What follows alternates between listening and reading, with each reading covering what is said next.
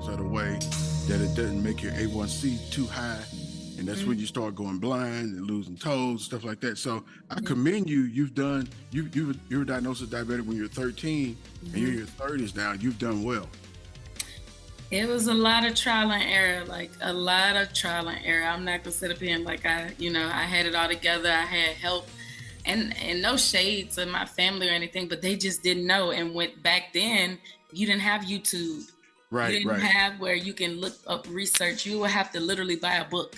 Right. You know, and I was a kid, so I struggled for a long time. I honestly didn't think I was gonna make it to be 30.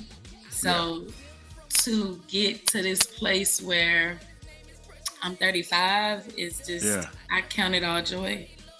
Well, just so I could give you, ladies and gentlemen, excuse us, we're having a moment here. Us diabetics are. Just to give you, some encouragement. I'm in my 50s. You look great. I appreciate it. Yeah, so I'm 53 to be exact. So, if you continue to do what you're doing, you can get older. I've done it. So, any other musicians in your family? No, one of my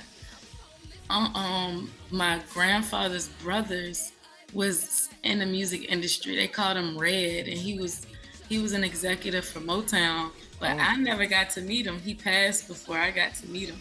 But hey, Red was in the movie. They portrayed the character Red in the Motown movie. Wow, that's my family. Wow. But I didn't, I never got to meet him. I know I used to work with his wife at a hospital, and that's how I found out, all of that information. And then my grandfather, when he was living, he told me about it, and my grandmother told me about it. But it's nothing like actually meeting a person to make it feel more real. So, but yeah. So I guess it was running through my blood. Yeah. So how many projects do you have? Man, when you gotta think about it, you got a lot. Yeah, because I started in the early 2000s, like right after, like probably in high school, early 2000s, high school, and I was coming out with mixtapes. Mixtapes was big back then. Oh yeah. So I came out with probably four mixtapes with like a lot of music on them. Yeah. What's Done in the what was the first one? That was the second one. The first one was called Looks Can Be Deceiving. That was the first one. Then it was What's Done in the Dark. Then it was a project called Ritalin. And then it was a project called Bang. Okay. But yeah, so, and the time periods was crazy because the first one, Looks Can Be Deceiving, I was probably like 19. Bang, I was like 27. Wow. So like, I've been working for a long time. Yeah, that's crazy. So let's talk about your latest single, But God. Yes. So I have like 4 different versions of that. One is featuring someone else, but the one you sent me a couple of days ago has the drum intro. Oh, the live arrangement version. Yeah. Oh my, that is so fire. I played your other one on my show the other week, but I loved it. But it's something about that live with the drums coming in like that. Right. Get the whole hip hop feel, and then the chord progressions in that. So before I get into how did you come up with this song, who MD'd the band on that live version? So it's crazy how it happened because that wasn't even supposed to be a thing. Really? Literally, yeah, that was never supposed to happen.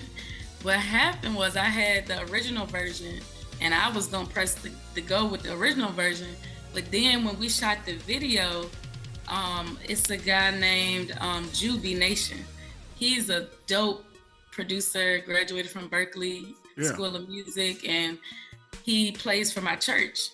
So when we was doing the video, me and the director, the co-director that directed the video, we was like, we need some like live arrangement on there just to, get everybody hyped that's gonna be in the building and just to have another feel, but it never was supposed to be for the put out. It was just supposed to be for the moment of the video. Wow. But when I heard what he did, I said, oh, this gotta be a reprise version. Yeah. Like this gotta be out. Some people gotta hear this because it just took the record up. Like, all right, I'm running out of time here, but ladies and gentlemen, you can find Destiny the Chef's music on all digital platforms. Subscribe to her music page. What's your music page number? Yes, my music page is Destiny the Chef Music, and that's DACHEF Music. Destiny the Chef Music. All right, and if you're in the ATL area or any surrounding areas or wherever, and you need her to come perform, you need to shoot her an email, and your email address is what? bookingdestinythechef@gmail.com. I promise you, you won't be sorry. Get her in there. Get her to work with your youth on writing. And listen, writing is universal. Yes. If you learn how to write a lyric, you can write a rap lyric, you can write a gospel lyric, you can write a jazz lyric, but writing is writing. Knowing how to construct your writing skills is what she's going to be teaching them, which can change their lives forever. And my kid, one of my students, won first place last night. That's why I'm like on a high. Oh, wow. Yeah. So, that's and what's up. Q Parker from 112 was one of the judges. And it was like, it was big. And yeah, it was big. So that's why I'm just on a high right now. Well, you keep on doing good work. And ladies and gentlemen, you've heard it from the Rap Queen. That's her new name. It's the Rap Queen. Destiny the Chef on right here with your boy Jay Will on the Unsigned Artist Gospel Show. Don't turn that down. We'll be right back after the break. Right now, don't worry what I took, I'm feeling free.